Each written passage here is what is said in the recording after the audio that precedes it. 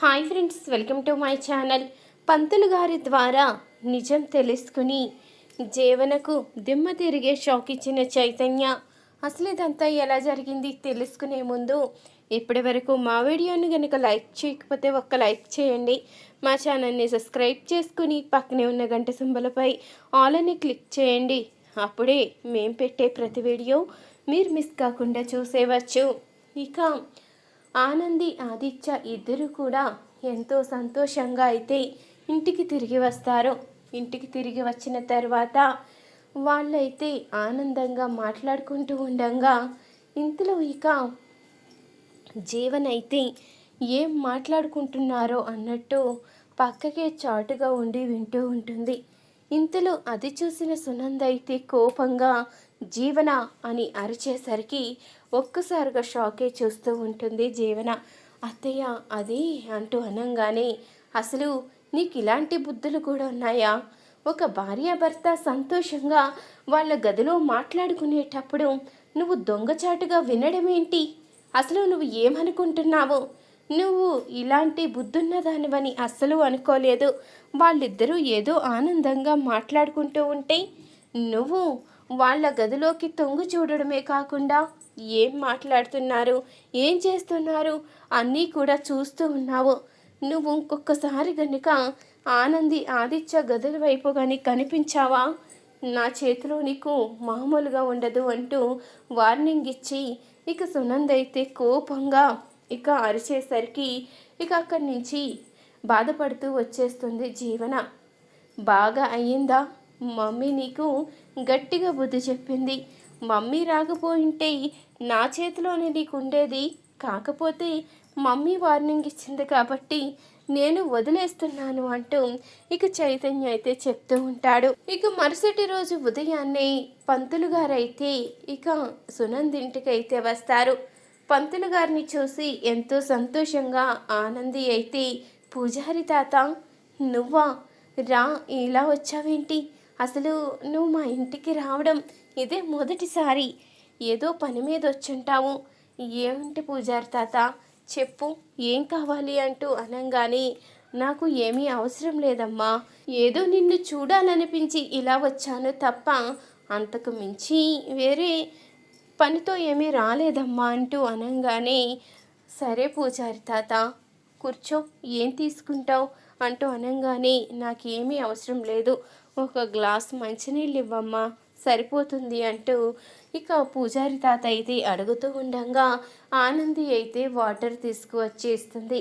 ఇక వాటర్ అయితే తాగిన తర్వాత పూజారి తాత అయితే చెప్తూ ఉంటాడు, అమ్మ ఆనంది నిన్ను చూస్తూ ఉంటే చాలా సంతోషంగా ఉంది. ఆ శివయ్య నువ్వు కోరిన కోరికలన్నీ తీర్చాడు. కానీ ఒకే ఒక్క కోరిక, నీ తల్లి తండ్రి దగ్గరికి నువ్వు చేరాలి. అది నేను బ్రతుకుండగా జరుగుతుందో లేదని భయంగా ఉంది అంటూ ఇక తన మనసులో అనుకుంటూ ఉంటాడు. పూజారి తాత అయితే, ఏంటి పూజారి తాత ఏం ఆలోచిస్తున్నావు?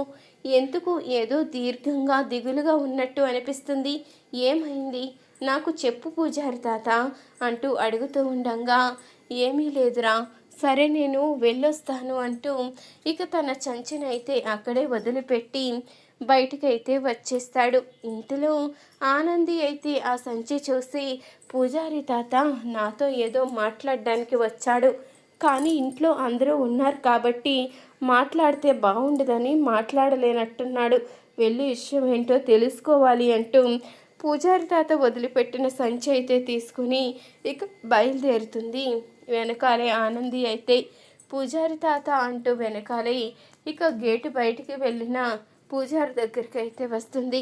ఏంటి తాత నాతో ఏం మాట్లాడాలని వచ్చావు? నువ్వు ఏ సమాధానం చెప్పకుండా ఏమీ మాట్లాడకుండా మౌనంగా ఇలా వచ్చేసావు అంటే ఖచ్చితంగా ఏదో విషయం ఉండే ఉంటుంది. అందుకని నీ చంచి అక్కడే వదిలిపెట్టేశావని అర్థమైంది.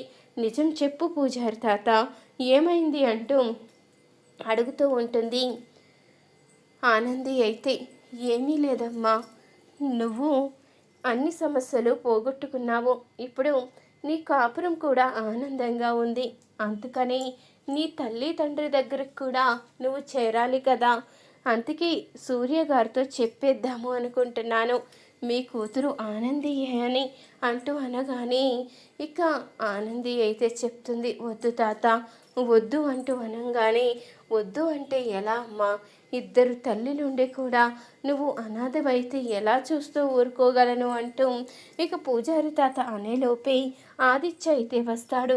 ఏమైంది, ఆనంది అనాథ అవ్వడం ఏంటి అంటూ అడుగుతూ ఉండగా, అబ్బే ఏమీ లేదు బాబు, ఏదో మామూలుగా మాట్లాడానంతే అంటూ పూజారి తాత అయితే ఏమీ చెప్పకుండా వెళ్ళిపోతాడు.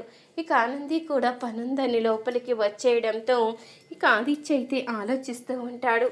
ఆనందికి ఏమైంది, ఏదో జరిగింది, నాతో చెప్పకూడని సమస్య ఏదో వచ్చినట్టుంది, నాకు తను చాలా సహాయం చేసింది, నేను నిజం తెలుసుకోవాలి కదా అంటూ అనుకుంటూ ఉంటాడు ఆదిత్య. ఇంతలో ఇక పూజారి తాత ఆనంది మాట్లాడుకునే మాటలు చైతన్య కూడా వినేస్తాడు. అన్నయ్య, వదిన ఏ సమస్యలో ఉందో నాకు అర్థమైంది, ఎవరిని అడిగితే నిజం తెలుస్తుందో కూడా అర్థమైంది, ముందు పద నేను తీసుకువెళ్తాను అంటూ ఆదిత్యనైతే చైతన్య పూజారి గారి దగ్గరికి అయితే తీసుకుని వెళ్తాడు.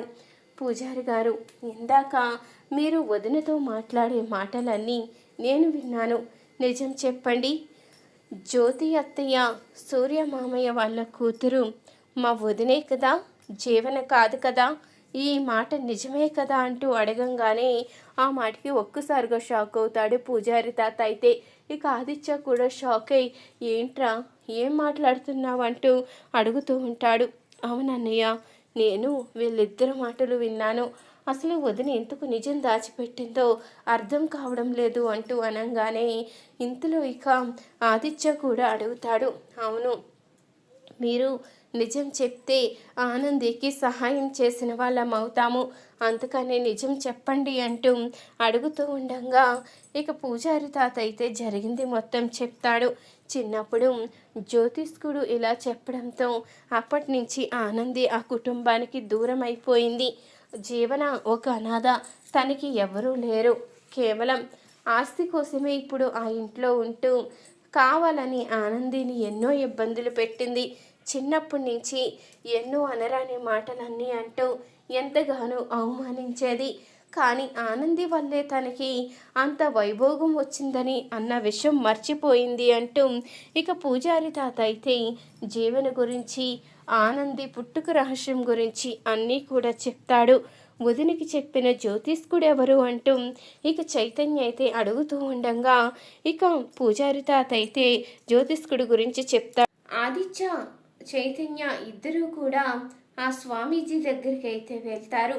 ఇక స్వామీజీ గురించి అయితే ఎంక్వైరీ చెయ్యంగానే ఆ స్వామీజీ దొంగ స్వామీజీ అని, డబ్బు కోసం అన్ని అబద్ధాలు చెప్తూ ఉంటాడని ఇక అన్నీ కూడా తెలుసుకుంటాడు చైతన్య అయితే.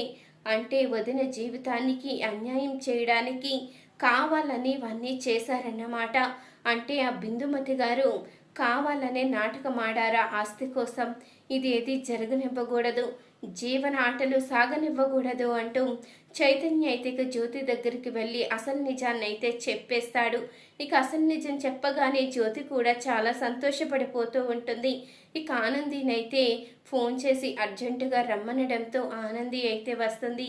ఏమైంది జ్యోతమ్మ, ఏం జరిగింది, ఏమైంది, ఎందుకు నాకు అర్జెంటుగా రమ్మని ఫోన్ చేశావు, నీకేమైందో అని కంగారు పడిపోతూ వచ్చానమ్మా, ఏం జరిగింది అంటూ అనంగానే జ్యోతి అయితే ఆనందిని కౌగిలించుకుని, ఇన్ని రోజులు మాకెలా దూరంగా ఉండగలిగావు, నీ ప్రేమని ఎందుకు దూరం చేశావు, నువ్వు నిజం చెప్పు ఆనంది, నువ్వు మా కూతురివే కదా, మా రక్తం పంచుకు పుట్టిన బిడ్డవి నువ్వే కదా, నిజం చెప్పు అంటూ అడుగుతూ ఉండగా ఇక అవునమ్మా నేనే నీ కూతుర్ని కానీ అంటూ భయపడుతూ ఉండగా ఇంతలో ఆదిత్య అయితే చెప్తాడు, నువ్వు అనుకుంటున్నట్టు జ్యోతి గారికి ఎలాంటి ప్రాణగండం లేదు, నువ్వు ఆ స్వామీజీ మాటలు నమ్మి మోసపోయావు, నిజం చెప్పాలంటే ఆ స్వామీజీ దొంగ స్వామీజీ అంటూ అన్ని నిజాలు బయట పెట్టిస్తాడు ఆదిత్య అయితే.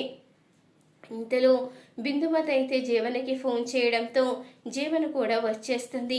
ఏంటి అసలు నిజం బయటపడిపోయిందని షాకే చూస్తున్నావా, నేనే అసలు నిజాన్ని బయట పెట్టాను, నువ్వే కదా పుట్టుకతో ధనవంతురాల్ని అన్నావు, నీ ధనం ఎలా ఉందో చూద్దామని అన్ని నిజాలు తెలుసుకున్నాను. నువ్వెంత ధనవంతురాలువో, ఎంత కోటీశ్వరురాలువో ఇప్పుడు అర్థమైంది జీవన. ఈసారి ఇక నువ్వు అందరికన్నా ధనవంతురాలివి అంటూ ఇక చైతన్య అయితే జీవనకు ఊహించిన షాకే ఇస్తాడు. చూసారు కదా ఫ్రెండ్స్, రాబోయే కథలో ఖచ్చితంగా ఇలాగే జరగబోతుంది. ఇలాగే జరగాలి అనుకునేవారు మా వీడియోని తప్పకుండా ఒక లైక్ చేయండి. మా ఛానల్ని సబ్స్క్రైబ్ చేసుకుని పక్కనే ఉన్న గంట సింబలపై ఆల్ అని క్లిక్ చేయండి.